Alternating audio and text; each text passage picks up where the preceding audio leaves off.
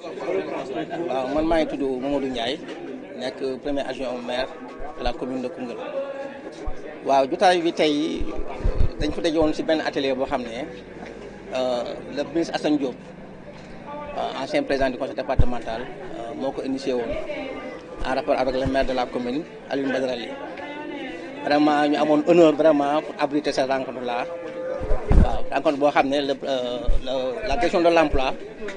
donc avec la présence donc du directeur de l'emploi vraiment ñëwoon fi pour tàggat vraiment ndaw ji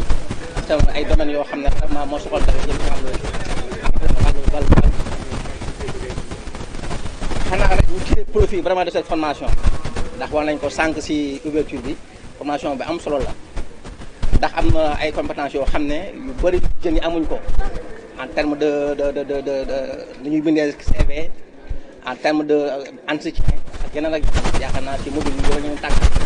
loolu nag wax nañ ne jeunes yi des fois da ngay am benn niveau bi am maîtrise vraiment doo am capacitation donc tey atelier bu ñëwee vraiment bu tàggalee si wàllu woowu dañ fay être bénéfice donc au profit des jeunes ñu ñaax jeunes yi rek vraiment que lii vraiment utiliser à bon escient fexe ba affaire bi ñu continuer ko pérenniser ko dans le département en rapport avec Pôle emploi ndax ñoom ñoo représenté la direction de l'emploi donc ñu jegee vraiment structure boobu xam naa ne des na jeunes yi des nañu ko xam mais daañu ko daa xam formation du doy formation continue la am na lu ñu fi jëlee tey donc nañu rapproché Pôle emploi vraiment accompagner dans ce cadre là pour lépp loo xam ne en terme d'emploi de demande d'emploi aussi ñu baxee naa la jeunesse du département bénéficié donc moo tax vraiment ñu rafetlu cette formation là te gërëm aussi vraiment le ministre Assane Diop ak le maire Alioune Badara Ly ensuite la direction de l'emploi di jël talal loxo vraiment parce que yeneen aussi formation ñu mu ci bénéfice et aussi en terme aussi d'emploi des jeunes ndax le président am na mébét lool vraiment par rapport à l'emploi des jeunes yaakaar naa jeunes Koungheul waruñu si des gannaaw war nañ fexe bu ñu si seen bopp et là donc c'est le début de tout un processus ñu ñaan rek vraiment ñu continuer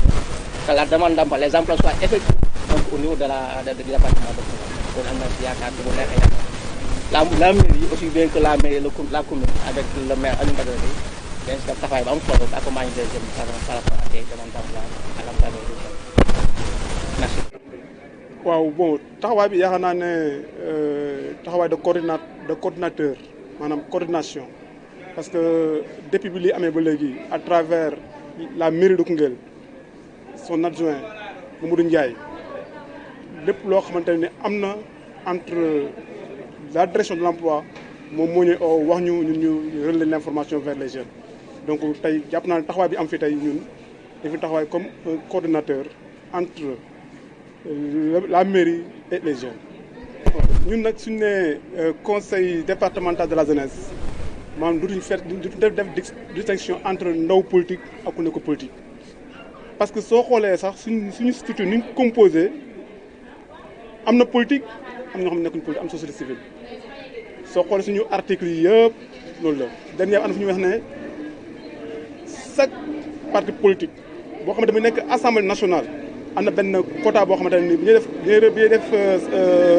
conseil national day am représentant ça veut dire que foofu noonu suñu tax dugg foofu amatuñ ne kii fii la bokk wala kii fii la bokk donc amatul distinction entre politique ak ku nekk politique. Merci beaucoup pour la question. En fait ñun mercredi de l'emploi c'est une activité yoo xam ne ñu ngi koy def bu yàgg di sillonner les communes et les départements. En fait c'est dans le cadre de la territorialisation des politiques publiques de l'emploi. Donc c'est des animations de terrain yu ñuy def ci ay communes pour expliquer leen un peu les dispositifs que l'État a mis en place pour l'accompagnement vers l'insertion. Donc dispositif yooyu accompagnement vers l'insertion via emploi salarié la wala ku bëgg a entreprendre. Donc nag pourquoi le choix de Koungheul? En fait c'est le moment ñu remercier le ministre Assane Diop parce que c'est lui qui a initié activité bi mu approché ñu pour ñu organiser activité bi en concert avec notre ministère de tutelle c'est-à-dire le ministre Dame Diop via le directeur de l'emploi Pape Mody Fall ñu may remercier de passage ñu sant tamit maire yi ndax bi ñu ñëwee ñoom ñoo ñu ko gën a yombal tout ce qui est organisation au niveau local ñoom ñoo ñu ko defal ak suñuy partenaires yi que ce soit la jeunesse conseil communal de la jeunesse que ce soit tamit suñu collègues yi ñu représenté au niveau local notamment waa Pôle emploi bi.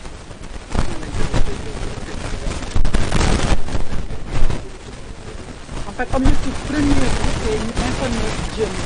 yi ci dispositif bi parce que gis nañ ni pôle yaa ngi fi dispositif yaa ngi fi malheureusement jeunes yi xamuñu ko bu baax donc à travers session yi expliquer nañ leen quels sont les dispositifs yu existé ensuite tamit expliquer nañ leen nan la ñuy mën a sukkandikoo ci ay outils pour ñu mën a am emploi salarié ñi bëgg tamit entreprendre expliquer nañ leen nan la ñuy def ba développer l'esprit entrepreneurial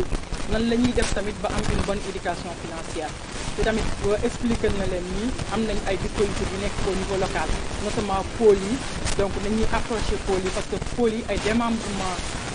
état la sur le point de vue emploi.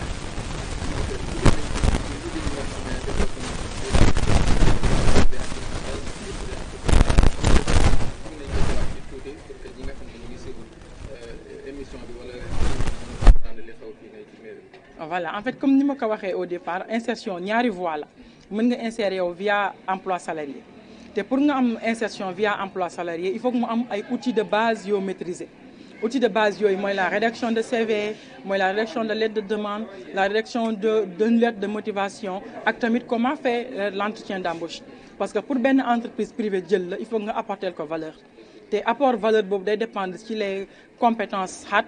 ak les compétences soft c'est-à-dire les soft skills et les hard skills donc yooyu lañ defoon pour insertion via l'emploi salarié donc insertion via l'entrepreneuriat nag lan lañ ci def dañoo jël 2 modules c'est-à-dire l'initiation à l'esprit entrepreneurial pour ñu booster un peu l'esprit entrepreneurial de la jeunesse de Koungheul pour ñu wax leen qu'il y a des opportunités au niveau local yoo xam ne war nañ ko saisir qu'il y a des structures qui peuvent les accompagner pour ñu entreprendre beneen bi ñu def nag mooy éducation financière parce que gis nañ ni muy jeunesse bi muy suñu yaay yi muy ndaw ñi ñoo xam ne ñooy cible principale programme d'urgence bi da nga leen di jox xaalis gérance bi day des wala nga jox leen financement après pour ñu gérer ko mu optimal day des donc ñaari module yooyu lañ tànn tey ci package bi defal leen ko mooy esprit entrepreneuriat pour ñu mën a entreprendre ak tamit boo leen joxee financement nan lañ koy rationaliser. ok lan ngeen defaat ci participants yi ñëwoon tey bokk ci atelier bi. d'abord li ñuy xaar moo ñu saisir opportunité yi mooy defal nañ leen des dispositifs locaux ñu dem ci pôles yi parce que bu ñu demee ci pôles yi. ñu fekk fa suñu collègue bi monsieur Diop facilement mën na leen orienter vers les structures yu leen bëgg a accompagner ku bëgg formation boo demee ci pôle yi ñoom mën nañ la orienter ku bëgg entreprendre mën nañ la orienter ku bëgg tamit beneen accompagnement ñoom mën nañ leen orienter di leen wax ni ñoom ñooy suñu démembrement au niveau local te tamit leneen lu may saluer mooy gis nañ fi parties prenantes yëpp yu mën a participer ci emploi parce que léegi comprendre nañ ni emploi c'est devenu une chose d'inclusif donc privé bi am na ci wàll te privé bi représenté wu na jeunesse bi am na ci wàll parce que ñooy demandeurs yi te ñëw nañ mais tamit structure publique am nañ ci wàll parce que ñoom ñooy mettre les cadres les stratégies ñooy faciliter donc le fait que ñu réussir créer cadre d'échange boobu yëpp créer cadre boobu pour nit ñi mën a xam ne ni y a les dispositifs qui sont là quels sont les mécanismes yu mën a utiliser pour accéder si ak tamit quels sont les résultats qu'on attend donc loolu la ñuy xaar ci jeunesse bi ak l'ensemble des parties prenantes yi ci fekk. est-ce que waxtaan bi nga seqoon ak ndaw ñi tey rek léegi yéen ngi bàyyi xel ni ndaw ñi bëgg nañ leen formation yi si biir ay formation yoo xam ne war ngeen ko jox ndaw ñi. En fait pour la suite defoon naa ko en salle maa ngi koy répéter loolu ça dépend de la jeunesse ça dépend de la demande de la commune de Koungheul ça dépend des autorités aussi parce que ñun service public lañ. boo exprimer besoin ñun dañuy ñëw taxaw la parce que mooy suñu liggéey foo ñu woo ñu fekk si la mais tamit ak politique yu bees yi amuñu droit jóge au niveau central proposer la ñun wan nañ leen yoon ñoom ñooy xool lu ñu bëgg ñu doxal ko après ñu ñëw accompagner leen suñ bëggee forum mën nañ fi dellu si suñ bëggee panel mën nañ fi dellu si suñ bëggee formation typiquement boo xam ne c'est sur 3 jours mën nañ fi dellu si donc loolu du ñun ñooy déterminer choix yi ñoom ñoo koy déterminer au niveau local donc suite bi ci ñoom la dépendre ñun saa yu ñu woowee on est disponible parce que service public lañ. donc mën nañ xaar partenariat direction de l'emploi ak mairie bu Koungheul. mais loolu c'est automatique léegi parce que nous à la direction de l'emploi dañuy essayer de créer des bureaux locaux pour l'emploi donc des bureaux locaux pour l'emploi ñun ñu ngi koy xaar ci un partenariat parce que la direction à elle seule elle peut pas couvrir communes yëpp yu exister. donc communes yi à travers seen compétences transférées bi jeunesse sport et autres ñoom mën nañu jël des jeunes bu ñu jëlee des jeunes ñu on peut installer dans chaque commune des bureaux pour l'emploi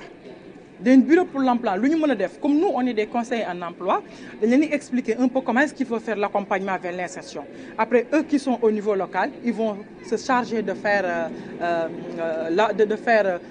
la continuité au niveau local, de prendre les besoins, d'accompagner les jeunes. Si nous avons au niveau local, ils ne peuvent pas satisfaire. Si nous avons appel à nous, on vient pour renforcer. Donc on est là vraiment ouverte à l'ensemble des communes du Sénégal pour nous accompagner la mise en place de ces bureaux locaux pour l'emploi. Mot de la fin. Mot de la fin, je remercier la jeunesse de Kaffrine. Parce que depuis que nous sommes ici, nous sommes donc ça montre que c'est une jeunesse engagée. La deuxième des choses, nous remercier le ministère de tutelle, M. Dame Diop.